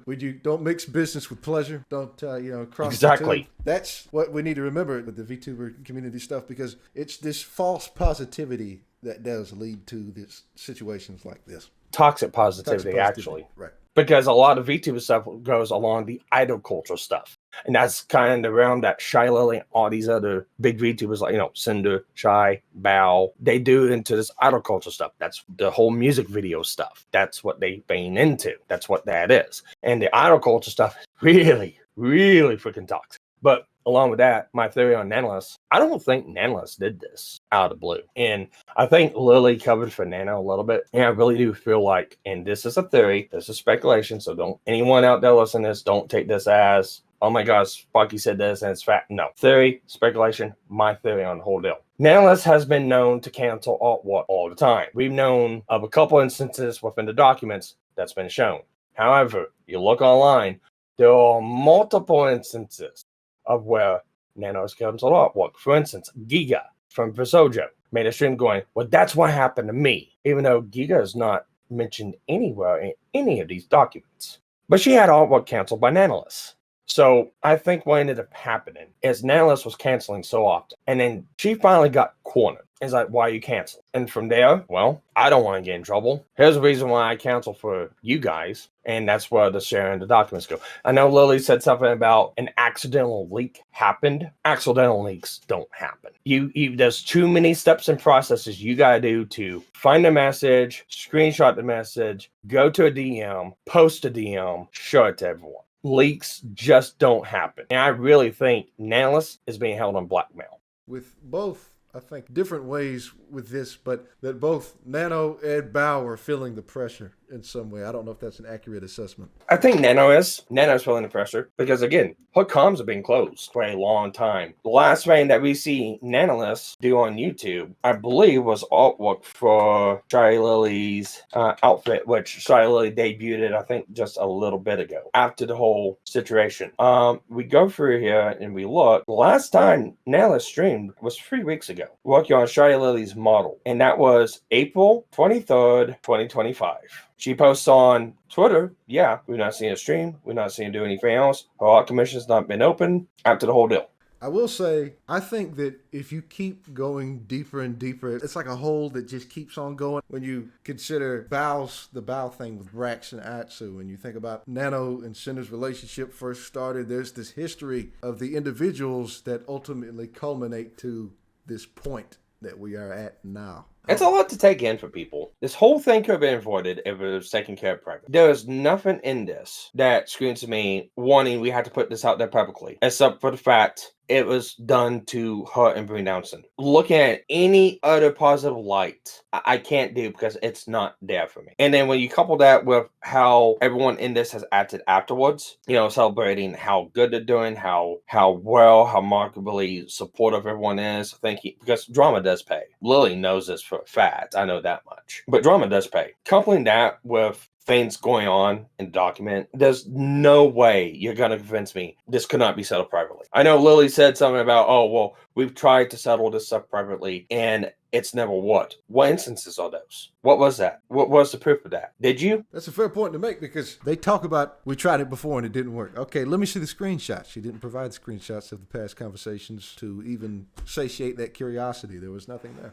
From everything I've seen, there's no reason why this should have been done. This was meant to bring down someone that was ahead of them. Because if you contrast the correlations, Sinder is a 300,000 follower Twitch channel. Sinder has 300,000 followers. Is also a co-owner of Gamer Subs. Lily is 1 million plus, and Sinder Waffle stomped her in bits and other things. I do really feel like that the common sentiment from a lot of people, especially people I talk to, it's mean girl behavior, and it's just knocking out competition. And honestly, I cannot look at any other light besides from that, especially with what's happened after the fact. If Nanolis didn't narrate the document the way they did and put the screenshot out and were genuine about what was going on, okay, maybe I can see a point, but that's not what we got. It's not out of a genuine concern. It's more out of this is a takedown. Look at this awful, vile, evil behavior. Look at this, bam. Yep. We got the Google document dropping thing. It's not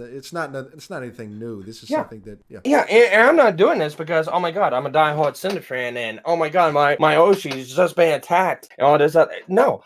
Legitimately, I had no idea who Sinder was until the document got brought up on the Alka stream, and it's like, who's Sinder? and that's the first time I knew. I didn't know Sinder. I didn't know Nanolis. The only VTubers out of this whole deal that I even kind of knew about was Lily and Bao, and I really didn't even have an opinion on them until I started digging deep into this and looking into everything and finding all this stuff. So no. It's not because I'm a Sinder fan. It's because I see a BS Google document, doesn't match, why? And it's that question of why that's driven me this whole time. And that's why I've dug. And so far to this point, I think I've uncovered quite a substantial amount of stuff, especially the stuff between Sinder and Natalis. And my main focus has been Sinder and Natalis. Lily, not for the most part. I mean, it explains away her behavior, but besides from that, I really don't care. I've always kind of had the opinion that Lily's just one of those ego-driven VTubers, especially with the way she acts. I can see it. Bao always acts, like the innocent one and always taking advantage of. She's been scammed. I don't know how many times. There's even an incident I haven't looked into and timed it up, but she mentions an incident a couple months ago about how she was scammed by artists and she was scammed out $10,000. And I want to look into time framing of that, if that was the same time frame of whenever Natalis dropped the artwork on Bao. So there's that, and I've got to get timestamps, stuff like that to look into that further. But yeah, the more I dig, the more I look, it's like, yeah, I just don't see it. And everyone's theory, look, I've already went through the theories. I don't see them. So it's like, and I've already went through them to death, and I'm not going to go through them anymore. And it's like manipulation. I don't see manipulation. Good cop, bad cop. I don't see that. Backstabbing. I don't see that. Stalkerish behavior. I don't see that. Oh, well, Cinder's bad because she cheated. Well, Cinder's bad because she cheated. That kind of blows the theory out of water that Cinder would have to know everything that they're doing. Right. So that document kind of disproves that one. So it's like, I just don't see it. I'm going to continue digging, and if I find anything relative, I'll put it out there. Or Cinder comes back and drops receipts. Or maybe Nano or Lily, one of these other people drop more receipts. But I really think that they kind of blew their wad with the documents. I will say with this, the response, I don't think that the VTuber community can be changed per se because it's very set. This is just a kind of thing that is normal, at least as far as I've seen, for people to be ravenous in this way. That I think it's very uncommon for some reason to sit back and to look at things in an objective way and to try to hear out both sides, try to look at the evidence, try to see what's really going on, what's the truth of it. Just what is the truth? That's it. It's not about this side or that side. It's just what is the real thing. I wish that a lot of people would think like that. Yeah, and I really don't care what happens to any of these people. Cinder comes back, cool. Cinder doesn't come back and graduates, okay then. If Lily gets called out, it's like, okay, if she continues on doing good, whatever. It's like, I really don't care. My point is like, this fame was dropped to prove a narrative. The narrative was disproving my book. Why did this happen? It's a mystery to me. And stuff like this, I really like to kind of dig into and find out. I've not really seen like an incident like this, kind of like what we were talking about at the beginning, Selene, Seiyu, we've seen other things like that. I've not done any research into that because that was pretty much already done. People already dug into that and found information out, and I've kind of ran with it. But it's like, this stuff kind of, it just sit wrong with me. Reading for the document is sit wrong because it's like, it doesn't match. It's like, why? And for me, it's getting to the question of why. I'm sure that, like you've said, we've done all we can do really with this. Although you have been uncovering some more stuff. You've been looking at the situations, looking at the finer details that some folks might brush past, not be able to see. I do think, maybe it's just me holding out hope, but I do think that with time, this situation will evolve, whether it's a month from now, whether it's a week, whether it's tomorrow, more stuff will come out on this. I think it's a matter of time. Maybe I don't dare say that one of them would leak some of the DMs, one of them would feel bad for Sinder, one of them would stick up for her in that way. I don't know. Anything could happen, I do think. You have no idea what's going to happen. Maybe a month or so down the road, maybe something happens between Lily and Bao. Or maybe Natalis pisses them off, and then, we get something between them. Oh, that's a good point. I think I did see somebody point this out. They said that spite took Cinder's place, right, is what they say. That if, just a conflict between the one of them, and then, they've got dirt on each other, and this will be something that they could possibly throw out. I think that's the angle. They don't have dirt. From what I see, they don't have dirt on each other. Looking at Spite's document, there's nothing there to even suggest that. Spite's just being spiteful. Right. The irony is not lost on me. I'm just discounting Spite. Like I said, nothing against her. It's just I don't see no value in that conversation or talking point because, like I said, Spite's model when she first came out was a furry fox or a furry wolf VTuber. Not even anything with flames. Cinder's 1.0 model and her 2.0 is basically a more high-def version, more robust in places than her 1.0 model. But it's pretty much the same thing with the flame effects and everything else. And like I said, we know that came out in 2022. and Spite was not using the model she's using now until 2023. So yeah, I don't care about Spite because that's already been disproven in my book. But yeah, anyone else in this whole thing, it just depends on, who gets on whose bad list. As far as anyone else, I don't care about hurt feelings. I don't care if Silverbell feels hurt or Bell feels hurt or Lily or any of these other people, and I don't care for the hurt feelings. I've been around for like internet blood sports back in the day. This is nothing compared to a lot of the bullshit I've seen back a couple years ago, actually kind of still going on now. So it's trivial high school bullshit that does not need to be out in the public and should have been settled privately. And as far as VTuber community goes, technically there's no VTuber community. It's cliques of VTubers in different groups. So as for, the community itself getting better in some type of way, trying to promote that or, try to making that type of change, it's pretty much set in its ways. It's you can hope for the best, but what can you do with a situation like this? So it is getting a little late for me. I do appreciate you taking your time to talk to me before your stream. I do appreciate it. Hey, no problem. All right, you take care.